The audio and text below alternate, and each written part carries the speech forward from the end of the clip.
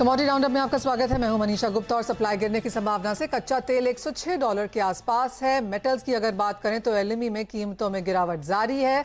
उधर फेड की दरें बढ़ने की संभावना से सोना 3 महीने और चांदी करीब 2 साल की गिरावट पर कारोबार कर रहे हैं। इस सब पर बात करेंगे हमारे गेस्ट से, लेकिन सबसे पहले यहां पर सोने से ही शुरुआत कर लेते हैं और टाइटन के सीएफओ अशोक सोठालिया हमारे साथ जुड़े हैं। अशोक जी नमस्कार। और अक्षय तृतीया का दिन कल यहां पर बीता है, कैसे देखते हैं आप यहां पर सेल्स इस क्वार्टर में, इस हफ्ते में किस तरह की एक्सपेक्टेशन है यहां पर बिक्री को लेकर? नमस्कार दीदी, आपको और आपके दर्शकों को। क्वार्टर 4 में सेल्स फ्लैट थी हमारी, ज्वेलरी में भी एंड ओवरऑल कंपनी की। काफी क्वार्टर 4 में 2 बार डिसरप्शंस हुए। एक बार वेव 3 के तरह ओमिक्रॉन को लेके पार्शियल लॉकडाउन्स हुए, एंड जो हमारा सबसे बड़ा बिजनेस ज्वेलरी का है उसमें मार्च महीने में गोल्ड प्राइस की वोलेटिलिटी जो कि रशिया यूक्रेन कॉन्फ्लिक्ट के चलते इंड्यूस हुई थी, उसके चलते कस्टमर सेंटिमेंट थोड़ा सा वीक था और लोग इनडिसाइसिव थे बिग टिकट परचेजेस में। बट अप्रैल से गोल्ड स्टेबल होता जा रहा है और इनफैक्ट पिछले 10 दिनों में थोड़ा प्राइसेस नीचे भी आई हैं। तो उस हिसाब से अप्रैल का परफॉर्मेंस अच्छा रहा। अक्षय तृतीया भी हमारे एक्सपेक्टेशन के हिसाब से रहा है। आपने सही बोला, क्वार्टर 1 और क्वार्टर 3 ये 2 क्वार्टर हैं जिनको हम AT and DT big days बोलते हैं, अक्षय तृतीया एंड धनतेरस। सो अभी तक ये क्वार्टर हमारी अपेक्षाओं पर खरा उतर रहा है। अशोक जी, एक चीज और बताइए, अगर रेवेन्यू ट्रेंड्स को समझें तो एक चीज आपसे पूछना चाहेंगे कि जो ऑनलाइन सेल्स आपकी आती हैं उनका कितना कंट्रीब्यूशन ओवरऑल रेवेन्यूज में है, और साथ ही अगर फ्यूचर फोकस पर भी बात करें तो डिजिटल प्लेटफॉर्म पर क्या आप आगे निवेश करेंगे या कुछ और स्टोर्स ऑफलाइन खोलने की योजना है? एग्जैक्टली क्या प्लान है? जो अदर्स में one fragrances and fashion accessories है, एक दूसरा सेगमेंट हमारा है तनेरा का, जो कि हमारा एथनिक वियर साड़ी का एक नया ब्रांड है। और ये कोविड के पहले ही लॉन्च हुआ था, लेकिन कोविड के चलते हमने इसका एक्सपेंशन प्लान रोक के रखा हुआ था। लेकिन अभी जो भी हमें फीडबैक है मार्केट से, हमारा जो सप्लाई चेन है, हमारा जो डिजाइन है, हमारा मर्चेंडाइजिंग है, अभी हम काफी कॉन्फिडेंट हो रहे हैं उसको लेके। तो उसका एक बड़ा एक्सपेंशन प्लान है FY23।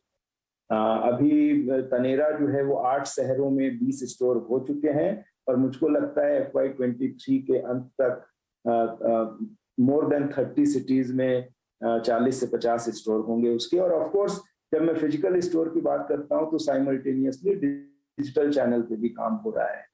Fashion accessories also have big plans which will get unfolded. So they are generally in perfumes and then bags में है, तो उस पे हम काफी काम कर रहे हैं और वो प्रोग्रेस भी आप देखेंगे। एब्सोल्युटली, वो नंबर्स में यहाँ पर देखने को मिली भी है। अशोक जी, जैसे आपने कहा कि चाहे वो आपका आईवेयर है, परफ्यूम्स है, बाकी एक्सेसरीज हैं, वहां पर नंबर्स पे क्यों है, लेकिन एक बात जो आपने कही कि अक्षय तृतीया के दिन यहाँ पर सेल्स में FY19 से बेहतर नंबर्स आने की उम्मीद है। अप्रैल का महीना यहाँ पर काफी स्ट्रांग रहा और प्री कोविड नंबर्स के भी ऊपर हम यहाँ पर पहुंचते हुए नजर आ रहे हैं। तो क्लियरली सोने की खरीदारी यहाँ पर जोर शोर से है।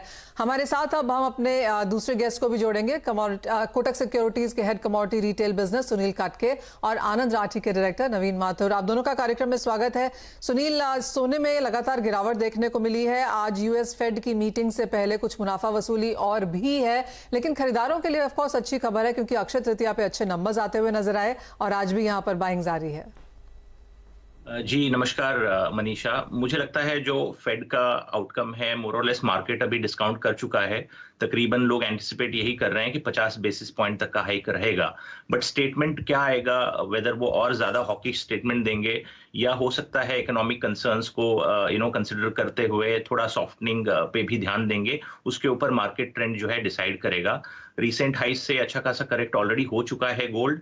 डॉलर तकरीबन 103.50 103 डॉलर इंडेक्स जो है 103.50 103.60 के रेंज में पहुंच चुका है, जो कि 2002 के हाई। ट्रेजरी यील्ड भी तकरीबन 3% के आसपास ट्रेड कर रहे हैं। तो obviously gold as a hedge against inflation के तौर पे देखा जाता है, तो ये ट्रेजरी यील्ड का बढ़ना और डॉलर इंडेक्स का मजबूत होना वो दबाव डाल रहा है। बट इन्फ्लेशन अभी भी एक कंसर्न है, तो लॉन्ग टर्म इन्वेस्टर्स अभी भी इन्फ्लेशन एज ए हेज के तौर पे कम लेवल पे या सस्ते भाव में गोल्ड में एंट्री करने के बारे में सोचेंगे। बट आज के लिए अगर किसी को डे पर्सपेक्टिव से पोजीशन लेना है, कंसिडरिंग द फेड मीटिंग और कंसिडरिंग द स्ट्रेंथनिंग डॉलर और स्ट्रेंथनिंग ट्रेजरी यील्ड, मुझे लगता है ड्यूरिंग द डे दबाव जो है जारी रहेगा गोल्ड पे। 50,000 तक का एक लेवल जो है हमें एक या दो ट्रेडिंग सेशन में देखने को मिल सकता है। अभी 50,630 के रेंज में चल रहा है, तो स्ट्रैटेजी फ्रंट पे डे पर्सपेक्टिव मुझे लगता है 50,650 के रेंज में सेल इनिशिएट करना चाहिए।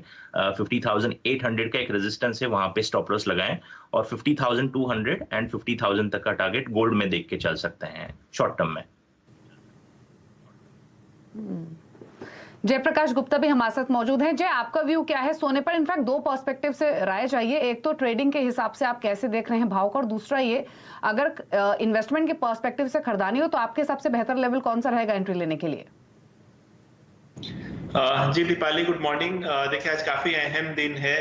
फेड के जो अनाउंसमेंट्स एक्सपेक्टेड है कि 0.5% यहाँ पे रेट हाइक होने की संभावना है। देखिए जहां तक ट्रेडिंग की बात है, मुझे लगता है जैसे अगर रेट हाइक एज एक्सपेक्टेड रहेगा तो थोड़ा सा नीजर्क रिएक्शन देखने को मिल सकता है और प्राइसेस हो सकता है 50,400 50,300 का लेवल भी देखने को मिले।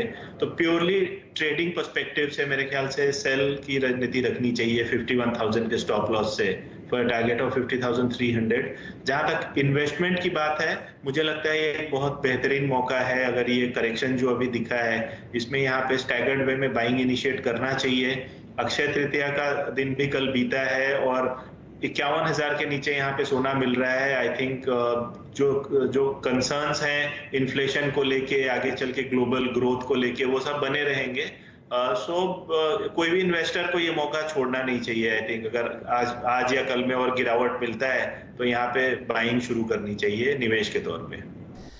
ऑल राइट, तो यानी कि खरीदारी सोने में अब यहाँ पर बनती है। अक्षय तृतीया में लोगों ने कम रेट्स का यहाँ पे अच्छा खासा फायदा उठाया है, लेकिन बाइंग अपॉर्चुनिटीज अब यहाँ पर उभर के आ रही हैं। जैसे कहा गया कि ऑफ कोर्स यूएस फेड की जो मीटिंग है आज, वो सबसे इंपॉर्टेंट रहेगी देखने के लिए, नियर टर्म रिएक्शंस के लिए। लेकिन सोने से आगे बढ़ेंगे और बात अब यहाँ पर मेटल्स की कर लेते हैं, जहां पर भी मुनाफा वसूली है। सुनील, जिस तरह के लेवल्स हैं स्पेशली एल्यूमिनियम में आते हुए, जहां पर $3,000 पर टन के लेवल्स भी हमने टूटते हुए देखे हैं, यहाँ पर क्या एक्सपेक्टेशंस? जी Manisha, I think over a period of time हमने देखा है कि थोड़ा बहुत प्रॉफिट बुकिंग जो है ओवरऑल बेस मेटल्स में देखने को मिला है। आज का फेड का डिसीजन जो है अगेन थोड़ा मायने रखेगा इस फ्रंट पे, क्योंकि जितने भी मेटल्स हैं वो डॉलर डिनोमिनेटेड ग्लोबली देखे जाते हैं। जितना डॉलर मजबूत होगा उतना थोड़ा बहुत प्रेशर जो है बेस मेटल फ्रंट पे पड़ेगा।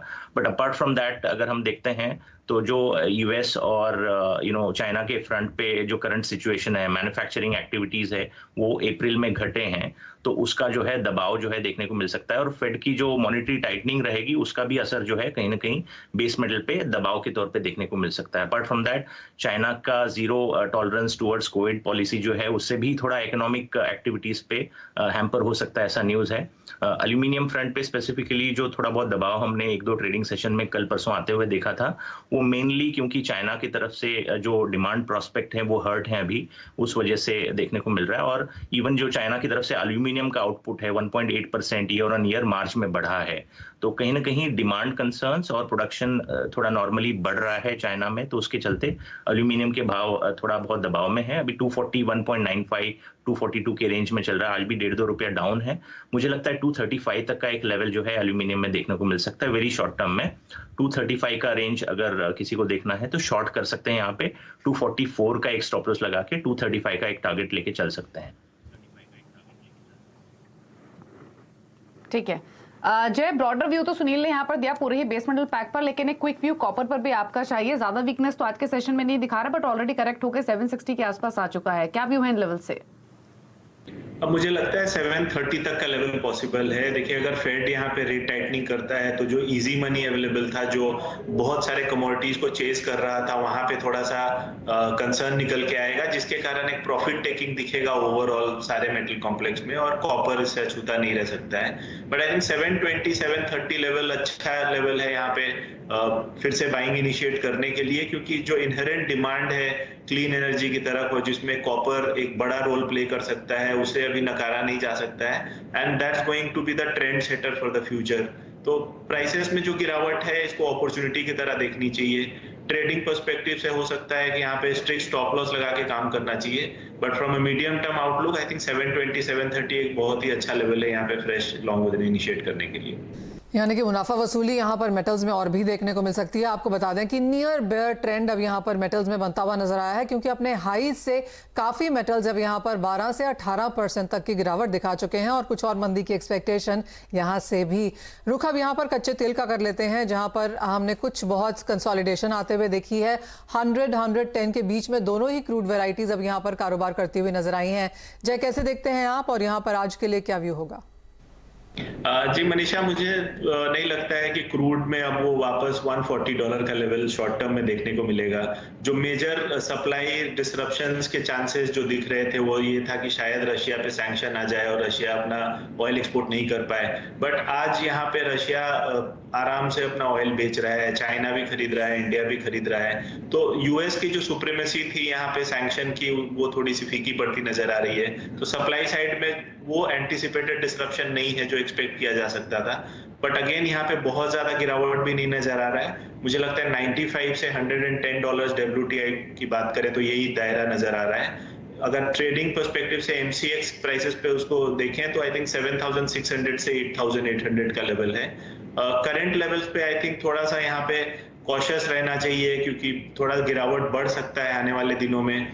चाइना में भी जिस हिसाब से यहाँ पे लॉकडाउन के स्ट्रिंजेंट मेजर्स हैं, उसके कारण भी यहाँ पे फर्दर डिमांड रिवाइवल नहीं दिख रहा है। तो 7,600 7,650 एक अच्छा लेवल रहेगा यहाँ पे वापस बाय इनिशिएट करने के लिए। करंट लेवल पे मेरे ख्याल से वेट एंड वॉच करना चाहिए। ठीक है सुनील, एक क्विक व्यू आपका नेचुरल गैस पर, क्योंकि हल्का करेक्ट हुआ, वापस एक बाइंग स्ट्रॉन्ग इमर्ज हुई, 600 के पार अभी ट्रेड कर रहा है, भले ही आज फ्लैट है लेकिन एक स्ट्रॉन्ग मूवर रहा है। क्या करना है 600 के स्तर से नेचुरल गैस में? जी दीपाली, मुझे लगता है जो मोमेंटम कल हमें मार्केट में देखने को मिला था वो जारी रह सकता है। एक तरफ रशिया ने नेचुरल गैस का एक्सपोर्ट पोलैंड और बल्गेरिया को बंद करा हुआ है, क्योंकि रशियन रूबल में ट्रांजैक्शन करने के लिए वो सबको प्रॉम्प्ट कर रहा है। उसके अलावा यूएस के भी LNG एक्सपोर्ट के नंबर बेहतर हैं और last week extreme cold weather के चलते डिमांड भी बढ़ी थी और यूएस इन्वेंट्री लेवल भी कहीं ना कहीं थोड़ी घटती हुई नजर आ रही है। और आने वाले समय में कहीं ना कहीं यूरोप जो है अपना डिपेंडेंसी नेचुरल गैस फ्रंट पे जो रशिया के ऊपर डिपेंडेंसी है वो कहीं ना कहीं कम करने के बेसिस पे सोच रहा है, बट यूएस की तरफ से यूरोप में सप्लाई करने के लिए बहुत सारे ट्रांसपोर्टेशन ग्लिचेस हैं। तो कहीं ना कहीं ये प्रॉब्लम अनरिजॉल्व्ड है और इसके चलते नेचुरल गैस के प्राइसेस को सपोर्ट मिल सकता है। मैं एंटिसिपेट कर रहा हूं कि 600-605 के रेंज में एक अच्छा बाइंग अपॉर्चुनिटी है अभी भी, क्योंकि प्राइसेस में अभी भी स्टीम बाकी है। मुझे लगता है 650 तक का लेवल जो है डोमेस्टिक मार्केट में छू सकता है।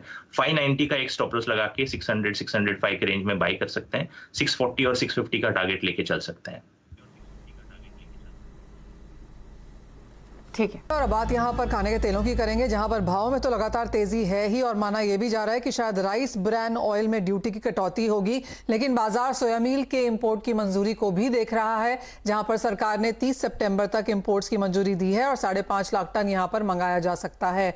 क्या कुछ इसका इम्पैक्ट होगा, कैसे बाजार देखना चाहिए और क्या इससे अवेलेबिलिटी बढ़ेगी, फीड बाजार इसको कैसे देखता है, जानने के लिए बात करते हैं सोपा के ED DN पाठक से। हमारे साथ जुड़े हैं कुमार रंजन जो CEO एंड फाउंडर हैं ई फीड के भी। आप दोनों का कार्यक्रम में स्वागत है। कुमार, आपसे पहले भी बात हो रही थी और आपने कहा था कि अगर मील की यहाँ पर अवेलेबिलिटी बढ़ जाती है तो फीड इंडस्ट्री के लिए काफी बेहतर होगा। सरकार की ये जो कदम है, जो पिछले हफ्ते फ्राइडे को हमने ये नोटिफिकेशन आते हुए देखा, कैसे देखते हैं आप और बाजार में अब तक इसका क्या फीडबैक है? तो डेफिनेटली सोया मिल का इंपोर्ट फीड इंडस्ट्री के लिए काफी अच्छा स्टेप है, क्योंकि काफी बड़ी फीड इंडस्ट्री यहाँ पे है, जो SMEs भी हैं और लार्ज कॉर्पोरेट्स भी हैं जिनके लिए सोया मिल बहुत बड़ी डिपेंडेंसी था। अनफॉर्चुनेटली इंडिया में क्योंकि बेल्ट बहुत छोटी है जो फीड सोया मिल बनाती है और जो उसके ट्रेडर्स हैं, उसके जो सप्लायर्स हैं, तो आई थिंक इंपोर्ट होने की वजह से आपका मे बी फीड इंडस्ट्री पे थोड़ा इफेक्ट आएगा कि प्राइसेस यहाँ पे कम हो सकते हैं, क्योंकि प्रोटीन का सोर्स सबसे ज्यादा आपका सोया मिल से ही आता है। सो फीड इंडस्ट्री तो काफी अच्छे से देखती है इसको। जी, DN पाठक भी हमारे साथ मौजूद हैं। पाठक जी, आपने कुमार जी के व्यूज भी सुने और खबरें तो इनफैक्ट यही है कि जो पोल्ट्री इंडस्ट्री है वो सोया मिल की कमी से जूझ रही है, जिसके तहत सरकार ने डिसीजन लिया है। लेकिन सोपा ने पहले भी जब नवंबर से बढ़ाकर इसको मार्च तक एक्सटेंड किया गया था तो अपोज किया था। अभी आपका स्टांस क्या है और कैसे देखते हैं इस मूव को? देखिए, पहले हमने अपोज किया था, पिछले साल हमने अपोज नहीं किया था क्योंकि पिछले साल सोयाबीन की कमी थी। असल में डिमांड सप्लाई टाइट थी। लेकिन इस साल जब सोयाबीन की इतनी ज्यादा सप्लाई है, हमने 19 लाख टन सोयाबीन जब यहाँ पैदा हुआ है, सोयाबीन की टोटल डिमांड जो पोल्ट्री के है वो 58-60 लाख टन से ज्यादा नहीं है। हमने उसको अच्छी तरह वर्कआउट किया है। और 10 लाख टन अगर मैं फूड की डिमांड मान लूँ तो भी सोयाबीन हमको सिर्फ 85 से 90 लाख टन ही चाहिए, जबकि हमारे पास 119 लाख टन की उपज है। करीब 4 लाख टन इंपोर्ट होता है सोयाबीन, 123। उसमें से मैं 13 लाख टन अगर निकाल दूं सीड्स के लिए, सोइंग के लिए, तो मेरे पास 110 लाख टन सोयाबीन अवेलेबल है, जबकि मेरी रिक्वायरमेंट 90 लाख टन से ज्यादा की नहीं है। इसमें अगर मैं 12 लाख टन और इंपोर्ट उसके लिए निकाल दूं एक्सपोर्ट के लिए, तो भी 98 लाख टन सोयाबीन अवेलेबल है। अगेंस्ट जो रिक्वायरमेंट है वो 85 लाख टन है, तो हमको कैरी ओवर होगा। तो सोयाबीन मील इस वक्त इंपोर्ट करने की, जबकि देश में अवेलेबल है, सिर्फ इसलिए क्योंकि सोयाबीन की कीमतें ज्यादा है। इसका औचित्य मुझे सचमुच समझ में नहीं आता है। सरकार ने फैसला लिया है तो डेफिनेटली उनके पास कुछ और इनपुट होंगे। क्यों फैसला लिया मुझे नहीं मालूम। या मिस्टर पाठक, हमने काफी सारी कमोडिटीज में यही हाल होते हुए देखा है कि अवेलेबिलिटी पर्याप्त है, लेकिन उसके बावजूद इंटरनेशनल क्यूज हैं, जो भी पुश है, भाव यहाँ पर लगातार ऊपर चढ़ते हुए नजर आए हैं। आपने जैसे कहा कि इवन एज यहाँ पर अवेलेबिलिटी इनफ है, उसके बावजूद यहाँ पर जिस तरह के इंपोर्ट किए गए हैं वो इंडस्ट्री के लिए बेहतर नहीं है। कितना इंपोर्ट एक तो आप होता हुआ देखते हैं बाजार में, क्या इसका प्राइस रिएक्शन ऑलरेडी हमने बनते हुए देखा है, और अगर हम आने वाले 3-6 महीने की बात करें तो किस तरह से डिमांड सप्लाई के नंबर्स बनते हुए दिख रहे हैं आप? देखिए, बहुत सारा सोयाबीन मील इंपोर्ट होने के चांसेस मुझे कम दिखते हैं। ओके। क्योंकि जब से ये मील इंपोर्ट की बात है, पिछले एक 1.5 हफ्ते में सोयाबीन की कीमतें जो है वो करीब 8-9 हज़ार रुपए टन घट गई हैं। तो उस लिहाज से सोयाबीन मील की भी इंडिया में कीमत कम हो गई है। हालांकि इंटरनेशनली भी सोयाबीन मील की कीमत थोड़ी करीब $50-60 गिर गई है। तो थोड़ा सस्ता सोयाबीन मील पोल्ट्री को मिल सकता है, लेकिन वो जीएम मील है, हमारा नॉन जीएम है। मैं तो फिर उसी बात पे आऊंगा वापस कि अगर सप्लाई काफी है तो सिर्फ प्राइस की वजह से इंपोर्ट नहीं करना चाहिए। हाँ, अगर कोई प्रॉफिटियरिंग कर रहा है, अगर कोई इंडस्ट्रीज में एक्स्ट्रा पैसा बना रही है, तो उसको रोकने के लिए बिल्कुल इंपोर्ट करना चाहिए। लेकिन यहाँ तो पैसा किसान को जा रहा है। क्या सरकार किसान को ये बोलने के लिए तैयार है कि आप सोयाबीन सस्ता बेचिए? अगर किसान को ये कहने को तैयार नहीं कि सोयाबीन सस्ता बेचिए, तो इंपोर्ट करके उसको सस्ता करने की क्या जरूरत है? अपने यहाँ सोयाबीन की खेती है, बढ़ रही है, बढ़ाना चाहते हैं। एक तरफ हम बात करें आत्मनिर्भर होने की, दूसरी तरफ जो चीज हमारे यहाँ है हम फिर उसको भी इंपोर्ट कर रहे हैं। तो ये किस तरह की आत्मनिर्भरता है, ये मुझे कुछ समझ में नहीं आ रहा है। कि आत्मनिर्भर होने का मतलब ये है कि हमारे यहाँ जो चीज है नहीं है उसको हम बढ़ावा दें, उसको इंपोर्ट भी करें, उसकी उपज बढ़ाएं। जो चीज है उसको इंपोर्ट क्यों करें? तो ये सोपा का ये स्टैंड है कि अगर काफी मात्रा में है तो इंपोर्ट नहीं होना चाहिए, अगर नहीं है तो डेफिनेटली इंपोर्ट करें। क्योंकि एक इंडस्ट्री पोल्ट्री है, लेकिन दूसरी इंडस्ट्री सोयाबीन क्रशिंग इंडस्ट्री भी है। अगर ये इंपोर्ट हम कर लेंगे तो सोयाबीन क्रशिंग इंडस्ट्री जो है वो कहाँ जाएगी, उसके बारे में कोई बात नहीं करता। मेरे पोल्ट्री के दोस्त जो हैं, मैं उनसे पूछना चाहता हूँ कि अगर हम सारा का सारा सोयाबीन मील इंपोर्ट कर लेंगे तो सोयाबीन प्रोसेसिंग इंडस्ट्री जो कि 1-1.5 लाख करोड़ की है, उसका क्या हाल होगा? वो कहाँ जाएगी? और सोयाबीन क्रशिंग नहीं होगा तो किसान जो 60 लाख किसान से जुड़े हुए हैं वो फिर क्या उगाएंगे अगर क्रशिंग नहीं होगा? तो इसका भी एक जवाब हमको चाहिए असल में। बिल्कुल। कुमार जी, आपने तो सुना पाठक जी ने जो पॉइंट रखे, और इनफैक्ट जो फिगर्स हमारे पास भी उसके हिसाब से भी प्रोडक्शन वर्सेस डिमांड की सिचुएशन ऐसी नहीं है जो कि इंपोर्ट को फेवर करती है। बट स्टिल, जैसे आपने कहा भी कि इंडस्ट्री के लिए तो अच्छी डेवलपमेंट है, दूसरी तरफ प्राइसेस भी थोड़ा हल्के हो सकते हैं। तो प्राइस आप मौजूदा स्तरों से कितना हल्का हुआ देखते हैं इस मूव के बाद? यहाँ पे एक इंटरेस्टिंग पॉइंट ये कि जो सर ने बात रखी कि हमारे पास काफी अच्छा प्रोडक्शन हुआ है, बट मेरा वो एक स्पेसिफिक पॉइंट है कि प्रोडक्शन जहां तक हुआ है, कुछ यहाँ पे इंडिया में स्पेसिफिक बेल्ट्स हैं और डिमांड अक्रॉस इंडिया से होती है। तो जो आपकी बेल्ट जहाँ प्रोडक्शन हो रहा है वहां पे कुछ लिमिटेड लोग बैठे हैं जो सप्लाई कंट्रोल करते हैं, राइट? तो अगर आपकी सप्लाई कंट्रोल्ड है आपकी, तो ऑब्वियसली बात है प्राइसेस आप कंट्रोल करते हो। तो अगर किसी एसएमई को सोयाबीन चाहिए उत्तर प्रदेश में, तो उसकी डिपेंडेंसी उन ट्रेडर्स पे है, उन मिलर्स पे है जो वहां से सोया प्रोड्यूस कर रहे हैं, सोया सप्लाई कर रहे हैं। तो उनके पास पूरा का पूरा पावर है प्राइसेस कंट्रोल करने का। इंपोर्ट करने के बाद हमारे ऑप्शंस कई सारे खुल जाते हैं फिर इंडस्ट्री के लिए कि हम कहाँ सोया ला सकते हैं। तो प्राइसेस आपके इसलिए नहीं ऊपर नीचे होंगे कि इंपोर्ट बढ़ गया, बट बिकॉज हमारा सोर्स ऑफ सप्लाई वाइडन हो गया है हमारा, तो इसलिए हमारा जो प्राइसेस है उसमें रिडक्शन आएगा। हाँ, कितना रिडक्शन आएगा वो भी देखना बाकी है, बिकॉज ये स्टेप अभी इम्प्लीमेंट नहीं हुआ है। तो I think may be in next couple of weeks हमको दिखेगा कि हम कितना रिडक्शन कर पा रहे हैं एनिमल फीड्स में।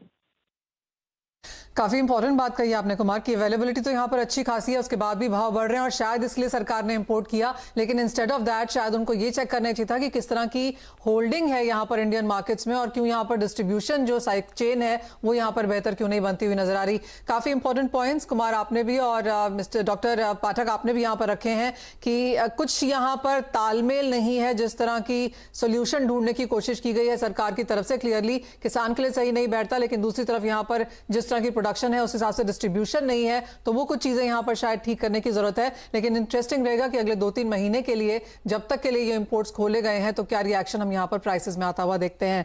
बहुत शुक्रिया हमारे साथ जुड़ने के लिए। इसी के साथ कार्यक्रम समेटने का भी समय है, मुझे और दीपाली को दीजिए इजाजत, लेकिन आप बने रहिए CNBC आवाज पर।